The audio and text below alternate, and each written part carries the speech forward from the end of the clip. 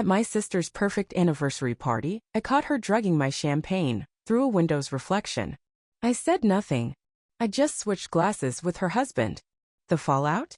A public collapse, a ruined marriage, and secrets I can't unsee. You'll want to hear what happened next. I'm Sloane, 36, and I went to my sister Briar's 10th anniversary celebration on Saturday. As I marveled at her apparently ideal marriage, the ballroom glistened with champagne flutes and laughter. However, I noticed Briar's reflection in the window when I came back from the restroom. With a sly smirk, her fingers lingered over my glass and dropped something into it. The resurfacing of childhood memories made my stomach churn. I immediately swapped my glass for her husband Cashin's. Where would you draw the line if you had ever experienced betrayal from family? To accompany me on this journey of broken trust, please like and subscribe. It wasn't easy growing up with Briar. She made everything into a contest while I was 3 years older than her. She persuaded the captain that I had cheated on tryouts when I made the high school cheerleading squad. She inexplicably began educating my first boyfriend in chemistry when I brought him home. They began dating 2 weeks later. It always felt more sinister than the sisterly antagonism our parents explained away. I longed for a regular relationship with my own sibling in spite of everything. Tearful apologies and vows to change followed each betrayal. I would pardon her in the hopes that things would be different this time. It wasn't. I was truly delighted for Briar when she met Cashin Calloway in her final year of college. He was prosperous, kind, and above all he didn't seem to be affected by her cunning. I genuinely thought she had finally grown up when I stood next to her as maid of honor when they were married 3 years later. We got along better during the 10 years of their marriage. Even though we weren't best friends, we were able to have polite family get-togethers and go shopping occasionally. I told myself that we had moved past the past. I got a gorgeously engraved invitation to their 10th anniversary party last month. There was no better time to do it. My personal life was in ruins after leaving a 2-year relationship with a man who couldn't commit, even though I had recently been promoted to senior account manager at my marketing company. The ideal diversion looked to be a lavish party. The most upscale hotel in the city, the Bellevue, hosted the party. Briar had not cut any corners. The roughly 60 visitors were bathed in a warm glow from the crystal chandeliers that hung from the ceiling. A champagne fountain was bordered by swan-shaped ice sculptures. In the corner, a quartet of strings played softly. When I arrived, our parents, Eldrick and Marin, gave me a hearty welcome. Watching Briar handle the room, Dad grinned proudly despite looking uneasy in his tuxedo. When the staff wasn't looking, Mom continued to straighten the centerpieces. When Briar saw me, she gave me a cheek kiss and said, "Sloane, you made it." It's likely that her Vera Wang dress costs more than my monthly income. I adore the dress. You mean rental? With a smile that stopped short of her eyes, she whispered. I ignored the remark and said, "It's great to see you too. Everything appears to be fantastic."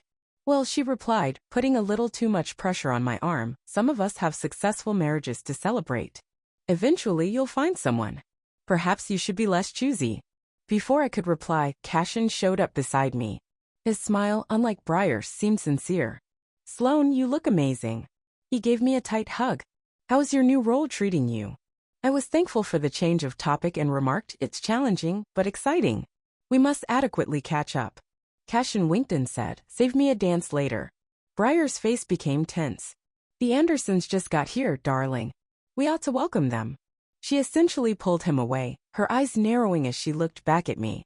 During the cocktail hour, I interacted with people I knew. Indigo, Briar's roommate from college, praised my bravery for going alone. Persistently inappropriate, our cousin Jackson questioned if I was still playing the field. I remained smiling and drank 1 glass of wine. As the evening wore on, I became aware of something strange. Cashin's expression was impenetrable as he continued to stare at me. It was unusual for a couple commemorating 10 years of marriage that he and Briar kept their physical distance whenever they stood together. They whispered tensely to each other when they believed no one was looking. There was a problem in paradise.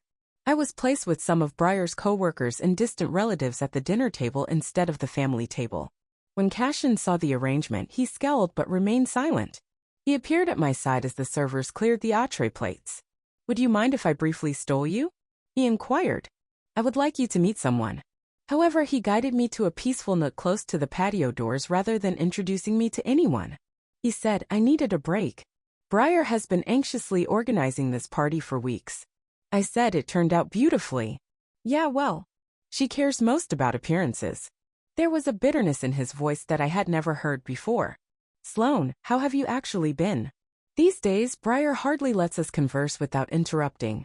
I paused at something in his tone. Are things going well between you two? It's an odd discussion to have at your anniversary celebration.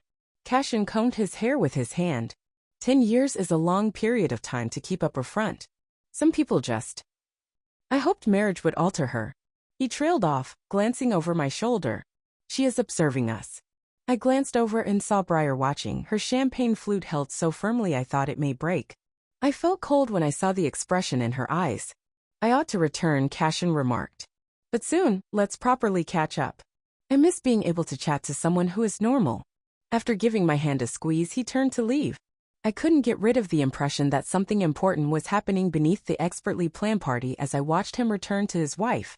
I became extremely conscious of every interaction between the anniversary couple after our talk. When the attention was on them, they played their parts perfectly, exchanging loving looks during the toast and smiling when the best man spoke about their romance. However, I saw glimmers of tense stillness and icy gazes during unguarded moments. Cashin said something in a whisper during the first dance that caused Briar's smile to waver. As soon as the song was over, she started walking in the direction of her college pals. Cashin moved back toward the bar. I was curious, so I sat down in a casual posture where I could hear him talking to the bartender. He passed his empty glass forward and said, "Make it a double." "Hard night?" the barman inquired. Cashin murmured, "Rough decade," then looked up at me and stood up straight. "Come have a drink with me, Sloan." I agreed and placed an order for sparkling water. "I'm pacing myself," I clarified. "This night will be long." He lowered his voice and said, "Smart woman, unlike some people I know. May I share something with you? Ensure Briar won't receive it." Intrigued, I nodded. "I feel suffocated by this marriage." He gazed into his scotch and said, "It has been years. I've stayed because of appearances, common business interests, and familial expectations. However, I've been questioning lately whether any of it is worth constantly being cautious." "Have you attempted therapy?" With genuine worry, I inquired. "There are 3 distinct therapists. Every time, Briar wins them over fully, but when they finally hint that she might be a factor in our issues, she won't return." He gave a headshake. "She is superior to everyone, as you are aware. Briar is not the person the world sees." It was an awkward but unavoidable conversation. "Why are you stating this to me? Of all nights, this one." "Because you are the only one who may truly comprehend." "You were raised with her," Cashin remarked, bending over. "I suggested last month that we might take a temporary break in order to get my thoughts straight. She lost it. She then abruptly became uncannily composed and proposed this anniversary celebration in its place. Claimed that we must keep in mind the reasons behind our love." I was interrupted by a tap on my shoulder. With a tense smile, Briar stood there.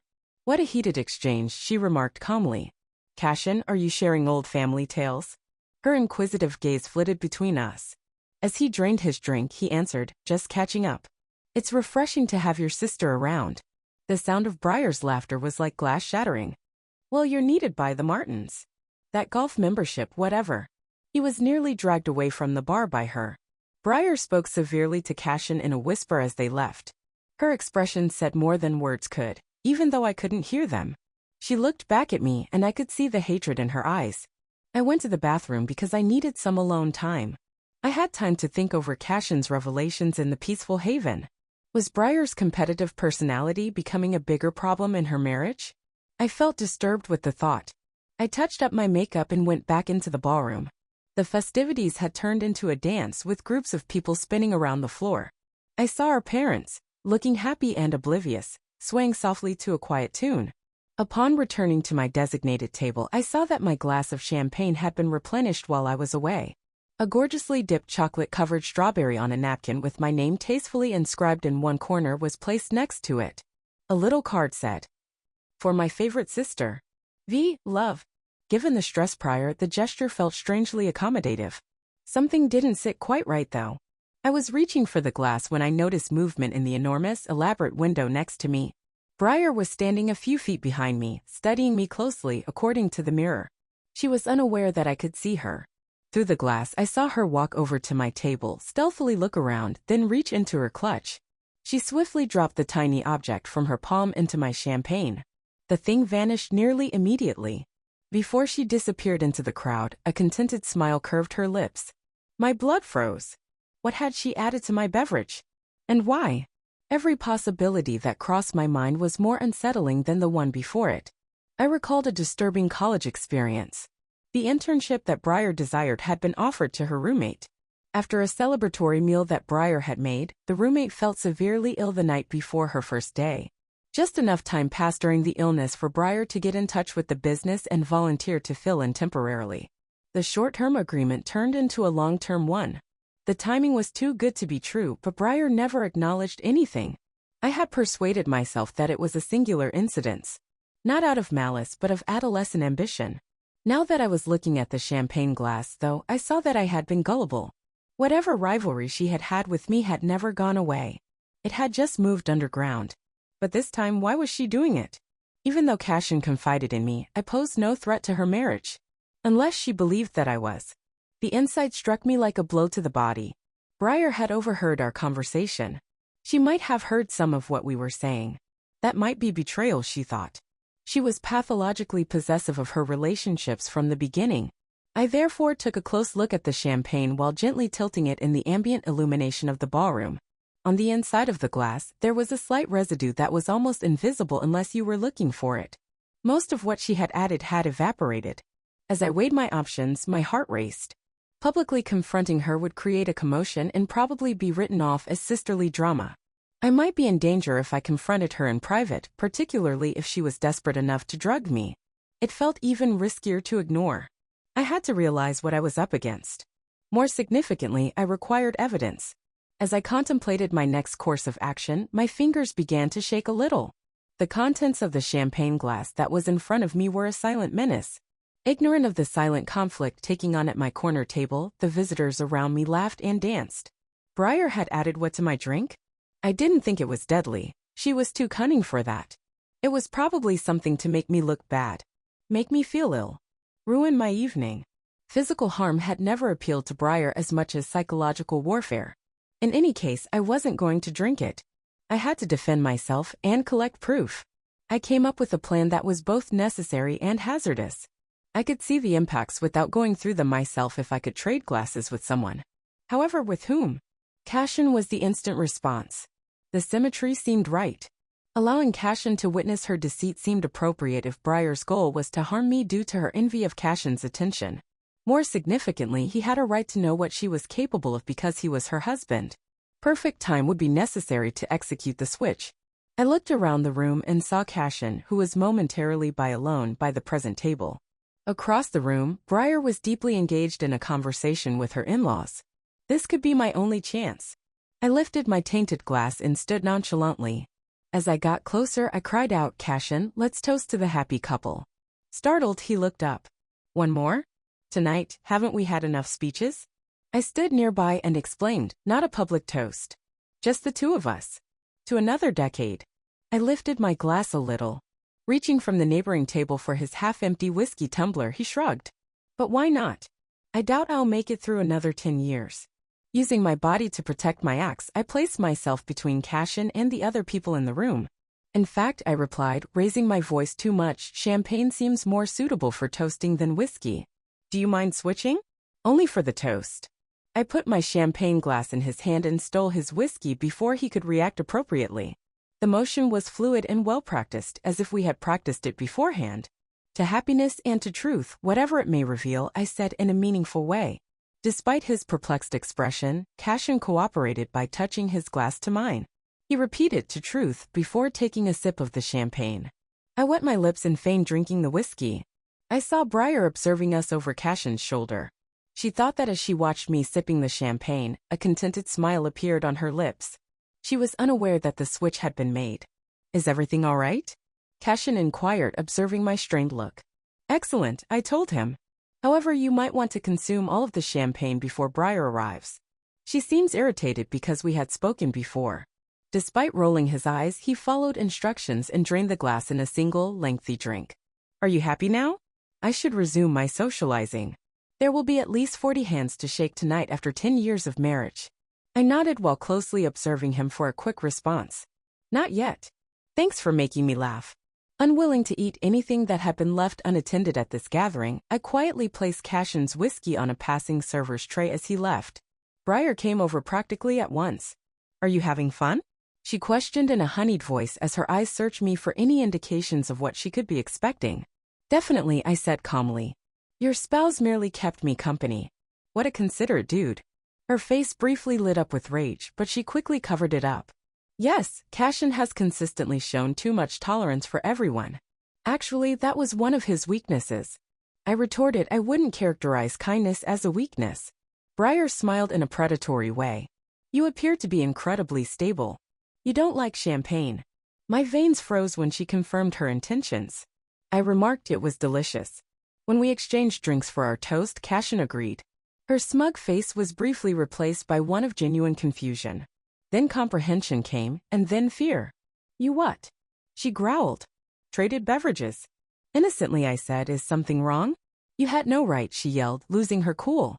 "You have no idea what you have done." "I think I understand perfectly," I responded, maintaining a calm voice. "If Cashin does, that is." Briar's face went white. She quickly glanced around the room and found her husband, who was now speaking to our parents. She cautioned, "This isn't over," and hurried off. I kept my composure on the outside as my mind absorbed what had just transpired. Unaware of it, Briar had confirmed my assumptions. I had to pay close attention now to see what I had rescued myself from and what Cashin would go through in its place. I saw minor changes in his conduct throughout the course of the following half hour. His motions grew less synchronized. He complained of the heat as he untied his tie. My father lost his train of thought in the middle of a phrase when we were talking. He enthusiastically entered the dance floor when the band performed a well-known dance song, moving in an unusually unrestrained manner. Briar hovered close by, urging him over and over to the door. "You are worn out, darling." I heard Briar say we should thank everyone and go. Cashin answered too loudly, "Nonsense. I'm enjoying myself immensely. Actually, it's the first time tonight." He spun away from her, returning to the group of people dancing. I watched the events develop from a safe distance, considering my options. Cashin's inhibitions and coordination were obviously being affected by whatever Briar had done, even though it wasn't immediately incapacitating. The effects, when combined with the booze he had previously consumed, were rapidly intensifying. With her carefully constructed image starting to crumble, Briar cornered me close to the dessert table. "What did you do?" With a trembling voice, she demanded. Calmly, "I didn't do anything," I answered. "I just didn't drink anything you put in my glass." Unfortunately, Cashin wasn't as fortunate. With a hint of desperation, she demanded, "You saw nothing." "Briar, I witnessed everything. You were clearly visible in the window's reflection." Her face grew stern. "It was merely a little sedative. To aid in your relaxation. You have been quite tense recently." "A sedative in my drink that I'm not aware of?" Sharply, I said. "That is assault. It could be worse if alcohol is involved." "Stop being so dramatic," she sneered. I was attempting to assist.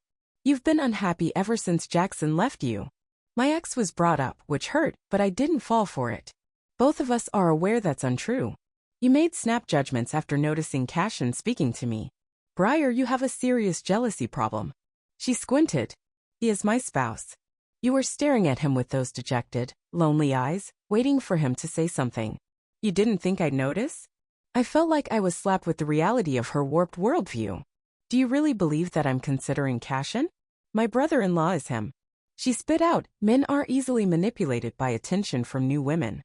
Even sisters." A tremendous collision came from the dance floor before I could reply. We both turned our heads in the direction of the sound.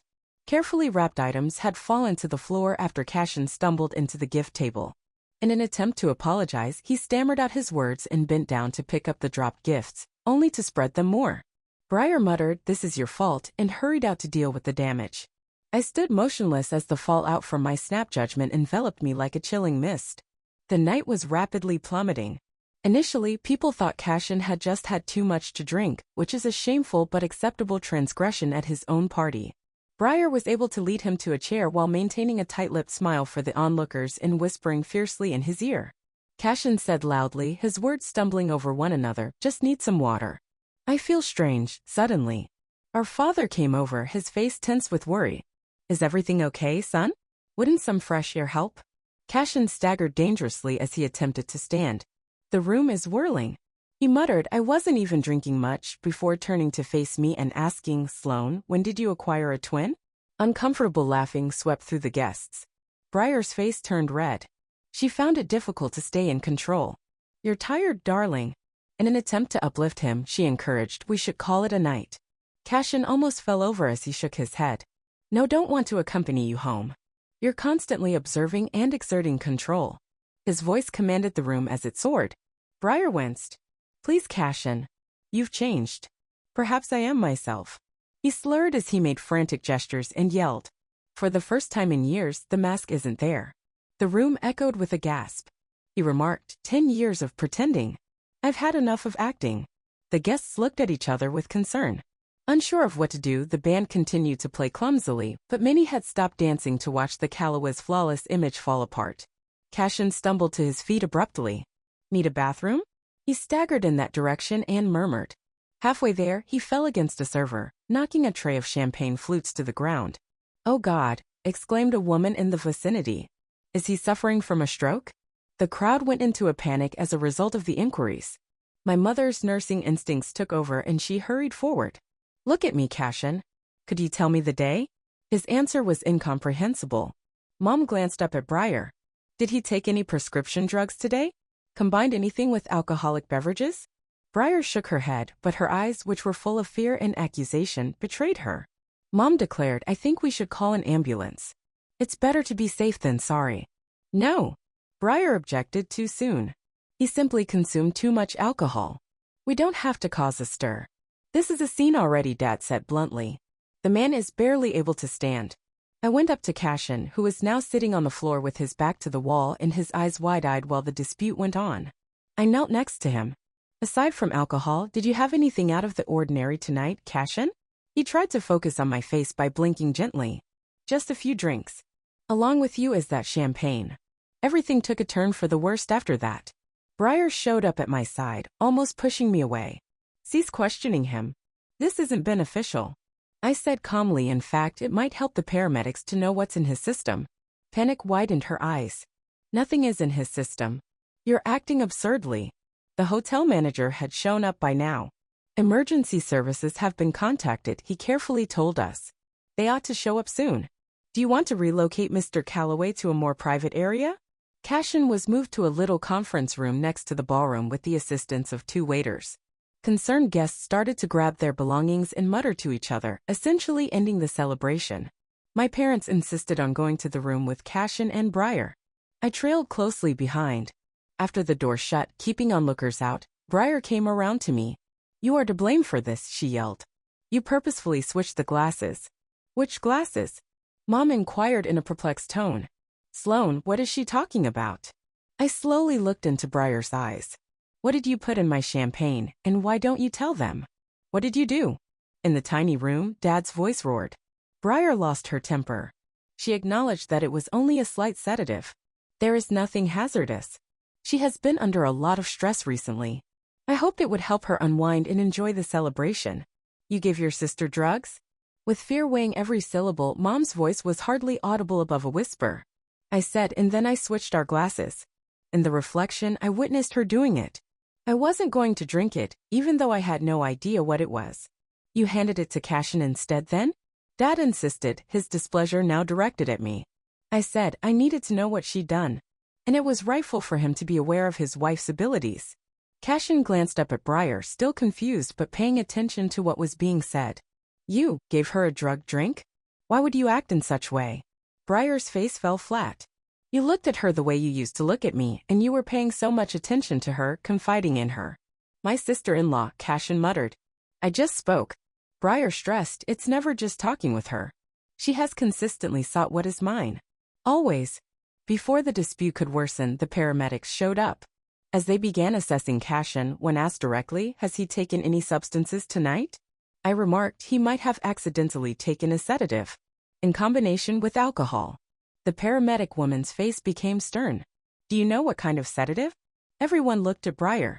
The inspection appeared to make her shrink. At last, she confessed Ativan. Just 1 pill. I have a prescription for it for anxiety. The paramedic firmly stated, ma'am, it can be very dangerous to mix benzodiazepines with alcohol. We must take him to the hospital right away so that he can be monitored. Will he be okay? Mom asked, her anger temporarily replaced by concern. Probably, but we must keep an eye out for respiratory depression. The combination has the potential to be fatal. The room was filled with the seriousness of the issue. Briar started crying. I didn't intend for him to accept it. It wasn't meant to be harmful. I reminded her, but you meant for me to take it. I had no idea what it contained or how it would affect anything else I might have been consuming. The guy paramedic gave a startled glance up. Was this intentional drugging? Yes, I replied, meeting Briar's gaze. It was. He told us that could be a criminal offense. This will probably need to be reported to the police by the hospital. With a feeble but determined grip, Cashin reached for my hand as they got ready to take him away. I'm grateful, he muttered, for recognizing the reality. Everything. The weight of years of unseen suffering was in that simple statement. Before they wheeled Cashin away, I gave him a gentle grip on the hand. With the exception of Briar's soft cries, the conference room was quiet after that. My parents were unable to comprehend the night's abrupt turn and stood in disbelief. At last, Dad stated in a hollow voice, I think we need to have a very serious family discussion. Not tonight, though. First, let's ensure Cashin is steady. Mom turned to Briar after nodding. You ought to visit the hospital. No matter what else has transpired tonight, he is still your husband. Briar pulled herself together and wiped away her tears. As she walked past me, she said, This isn't over. No, I said in a low voice. It's only the beginning. The fluorescent lights in the hospital waiting area harshly illuminated the broken facade of our family. Mom sat firmly, her face inscrutable. Dad paced relentlessly. After the physicians started treating Briar, they led her to join Cashin, leaving me to deal with my parents' conflicted feelings. At last, Mom said, I still can't believe what happened. You too. My own daughters. I kindly reminded her I didn't drug anyone. No, but you purposefully gave Cashin a drug drink, Dad shot out, pausing in the middle of his sentence. You just could have spilled it out. And then what? I asked. Briar would have refuted all of this. I required evidence of her actions. At what cost? Mom's voice cracked. Using Cashin as your guinea pig? The question stung because it held a kernel of truth. I had made a split-second decision with potentially dangerous consequences. I didn't know what she used, I admitted. I assumed it was something to make me look foolish, not something potentially lethal when mixed with alcohol. Before they could respond, a doctor in blue scrubs approached. Family of Cashin Calloway? We all stood. How is he? Dad asked. Stable, the doctor assured us. We've administered fluids and are monitoring his vital signs.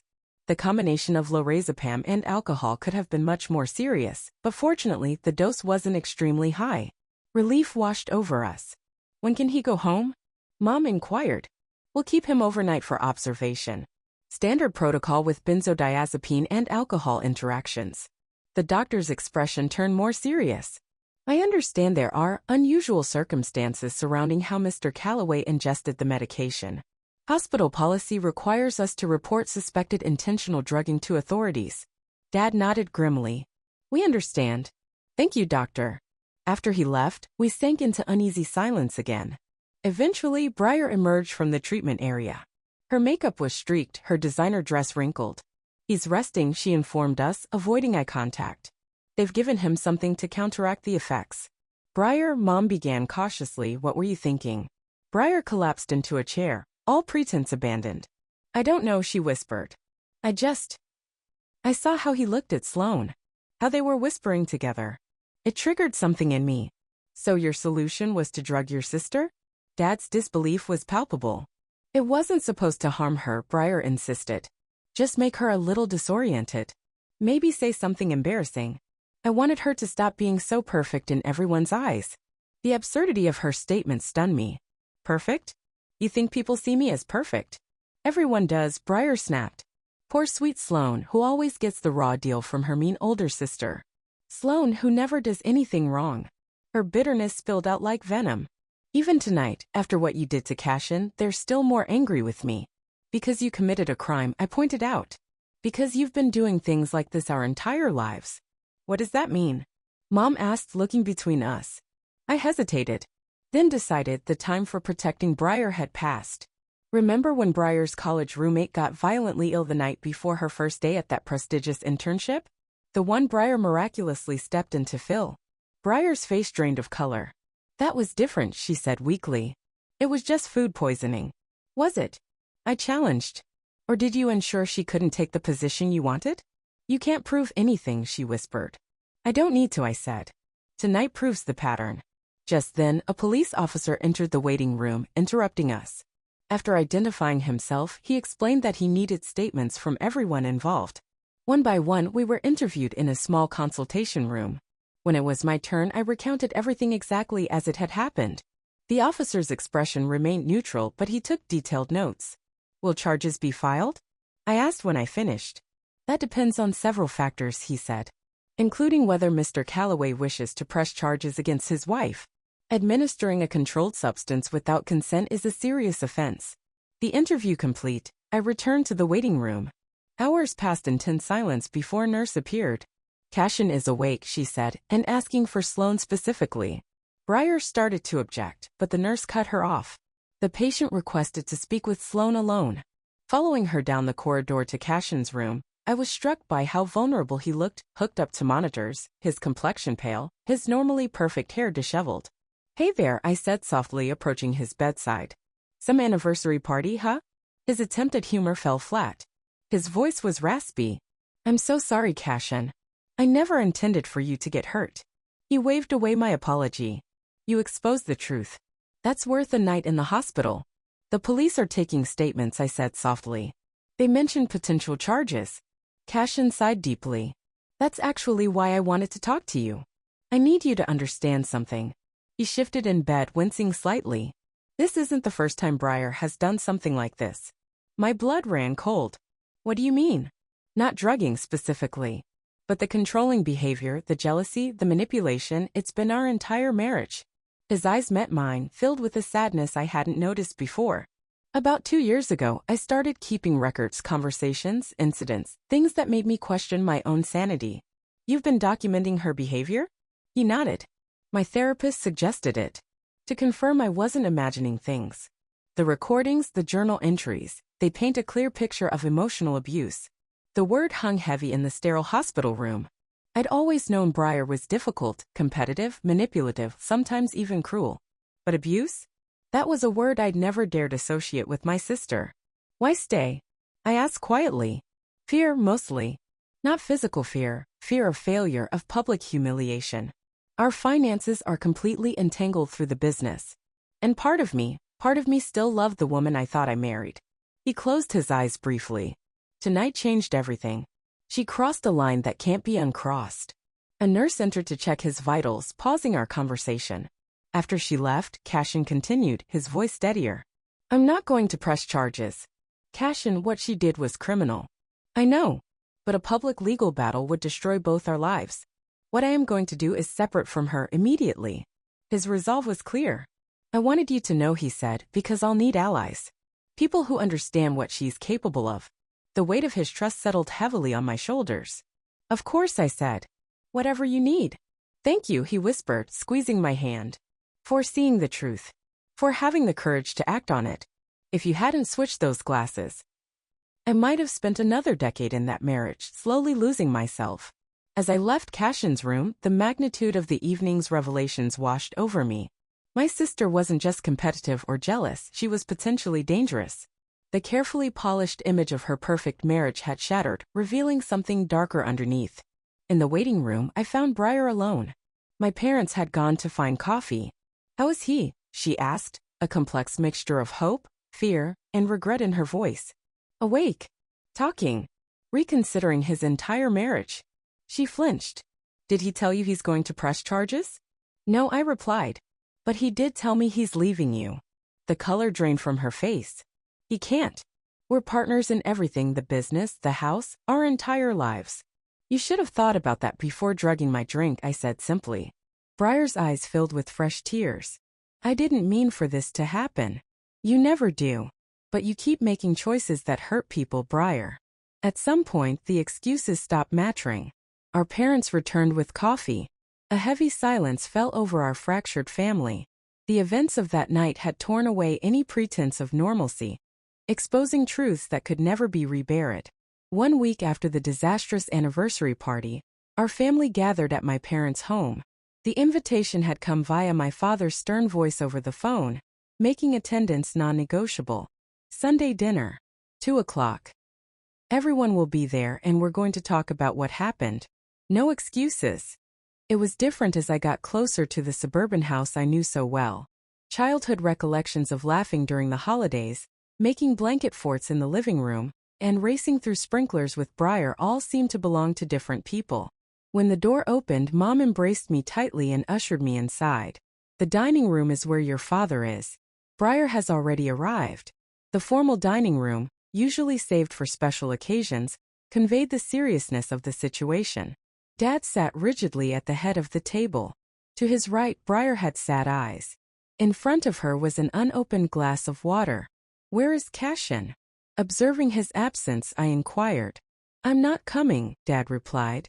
Today is the sole family day. After discussing what transpired between you two, we will address the marital issue. I sat down across from Briar, keeping my distance. Mom took a seat next to me and put a comforting touch on my arm. I've been here for 58 years, Dad said, assuming a professorial tone. I've coached innumerable couples through challenging times, produced conflict resolution books, and instructed thousands of students. However, I never thought I would have to referee a dispute like this between my own girls. Briar gazed at her, hands folded. I didn't wince as I looked into Dad's eyes. He continued, turning to face Briar. What you did was really unsettling in addition to being against the law. I must know why. The self-assured, well-groomed woman who had planned a lavish anniversary celebration was no longer there. What was left appeared smaller and less conceited. At risk. Her voice was hardly audible above a whisper as she confessed. I don't have a good explanation. Mom, who was kinder than Dad but just as stern, urged, try. Briar inhaled nervously. I've always believed that I had to struggle for affection, attention, and success. I never found anything as simple as Sloane appeared to. I began to object, but Dad sent me a glare that cut me off. Something just snapped when I noticed Cashin conversing with her. Briar's eyes filled with tears. For years, our marriage has been having difficulties. He has been caustic and aloof. I was once more supplanted as he gazed at Sloane with such ease and interest. So you chose to give your sister drugs? Dad said in a sharp, low voice. Like fog, the question hovered in the air. My thoughts weren't clear. For one night, all I wanted was for her to stop being so flawless. To demonstrate to everyone that she isn't always the decent person. With tears in her eyes, Briar wiped. She was meant to become loopy after taking the medication. Perhaps say something awkward. Cashin taking it instead was never my intention. Mom said. It doesn't change your intent whether Cashin or Sloane took it. You made a conscious effort to hurt your sister. I understand, Briar said. I realize it was incorrect. This week I've been going to the therapist every day.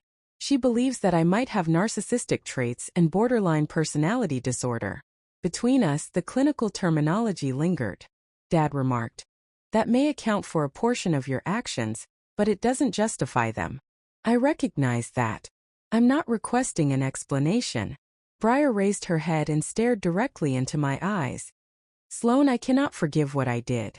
Instead of appreciating what I had, I've spent my entire life attempting to take what you had, competing with you and harboring resentment. I sincerely apologize. I had not heard a sincere apology from Briar in 34 years. A part of me wanted to embrace the sister I'd always desired and accept it. However, the more astute part saw the trend. Thank you for apologizing, I said cautiously. But this time, Briar, I need more than just words. This was no small-time quarrel or jealousy. I may have been gravely hurt by you. You did hurt Cashin too. I understand, she admitted. I'm determined to seek assistance. This time real assistance. As I watched her intently, I added, Cashin informed me that this wasn't an isolated incident. He explained a pattern of domineering conduct that pervaded your marriage. Briar winced, but she didn't dispute it. We both played a part in the dysfunction, she muttered. However, yes, I acknowledge that my actions were improper. That would be an understatement, Dad said. He has moved out, filed for a divorce. It was verified by your mother's buddy at the courthouse. Briar's eyes filled with new tears. I understand. I can't get him to return my calls. All of his communications are now handled by his lawyer. Is he to blame? Mom inquired softly. No, Briar said. I betrayed his confidence. Perhaps irreparable. Hours passed throughout the conversation, with dysfunction, envy and resentment removing one layer at a time like old wallpaper. Mom and Dad also admitted their part in it, ignoring the fundamental problems and dismissing Briar's competitive disposition as sibling rivalry. I finally addressed the question that had been weighing heavily on my chest for days as the late afternoon sun cast long shadows across the dining room. From here, where do we go? Dad, clearly worn out, reclined back in his chair. That is dependent upon every one of us. But particularly you two. Briar gave me a tentative look. If you're willing, I'd like to rebuild. If you're not, I get it. I saw real vulnerability in her eyes for the first time in our adult lives. Not coercion. Not a computation. Simply emotional honesty. I told her, I can't act like this never happened. And I can't trust you again right away. She nodded and said, I understand. I agree to that. However, I'm open to trying family therapy to determine whether anything between us is worth preserving. She felt a wave of relief. I'm grateful. I don't deserve more than that. Deserving isn't the point, I stated. It's about making the decision to stop harmful patterns rather than continuing them. Briar came up to me in the corridor as we were about to leave. She revealed, Cashin's attorney delivered divorce papers yesterday. He's bringing up the drugging incident and emotional abuse. Are you disputing it? I inquired. She gave a head shake. No. He is deserving of his freedom. All I can hope for is that one day he will pardon me, even if we don't ever get back together. I was taken aback by the admission. Perhaps therapy was actually beneficial. I said, one day at a time. Although she wasn't prepared for physical contact, she nodded in acknowledgement of her anguish. That night as I drove home, I thought about how fast things can change. I was at what ought to have been a celebration of dedication and love a week ago. Rather, it had revealed decades of dysfunction and led each of us down a different road. Earlier that day, Cashin called me and sounded stronger than I had ever heard him. He had started going to his own therapist after moving into an apartment in the heart of the city. I'm making my own decisions for the first time in years, he had declared. It's both thrilling and terrifying. I understood his meaning perfectly. I felt like I was regaining parts of myself that I hadn't realized were gone when I set limits with Briar and refused to downplay her behavior. It would be a tough journey ahead. However, it would at least be truthful. Before I consented to meet Briar one-on-one, 6 months had gone by. We decided on a peaceful downtown cafe as our neutral ground. We got here individually. She was at a corner table when I saw her. The high-end brands and perfect makeup were no more. Her hair was pulled back in a ponytail, and she wore a comfortable sweater and basic jeans instead. As I took a seat, she replied, Thank you for coming. I didn't think you would. I nearly didn't, I acknowledged. Using parents as buffers in family therapy is one thing. Feels different now. Briar gave a sympathetic nod. Thank you for being honest. My therapist is constantly stressing the value of telling the truth, even when it causes discomfort. She no longer had the competitive edge that had characterized her for decades. Her eye contact had changed, becoming less defensive and more direct. I inquired, How are you actually doing? She acknowledged that some days are better than others. The diagnosis was beneficial. The fear of abandonment, the black and white thinking, and the emotional instability are all explained by borderline personality disorder. However, realizing it is only the first step. And the therapy? Twice a week, dialectical behavior therapy, anxiety-related medication. A lot of journaling. She agitated her tea. Instead of responding to difficult emotions, I'm learning to sit with them. I've never done anything as difficult as this. I gave a nod. You seem to be working on it. Quietly, she said, the divorce was finalized last month. Cashin was, just. Fair enough, taking everything into account. The house was sold. Split up the company. Clean break. Are you still in contact with him? Only via attorneys. By his own volition. I now respect that boundaries. Briar raised her head to stare into my eyes. He's dating a new person. Were you aware? After hesitating, I spoke the truth. Indeed. We have stayed in contact. Coffee every few weeks. Briar only nodded instead of reacting with the jealousy I used to anticipate.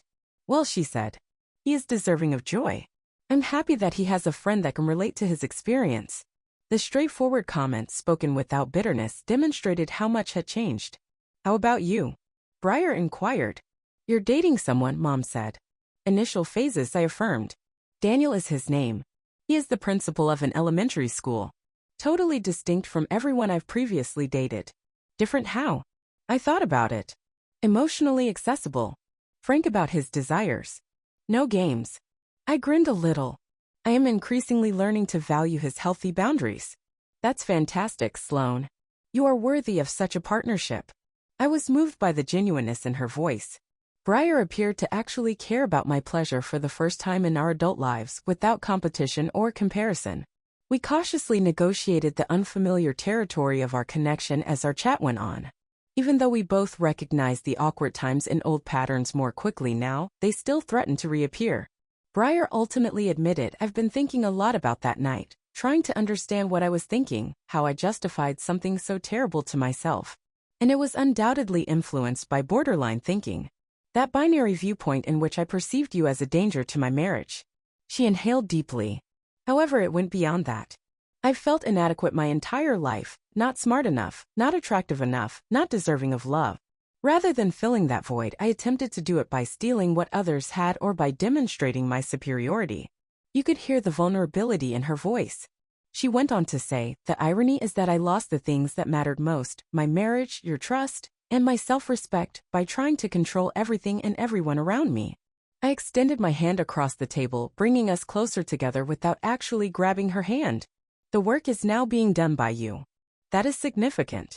I'm grateful, she muttered. I am aware that I still have a long way to go.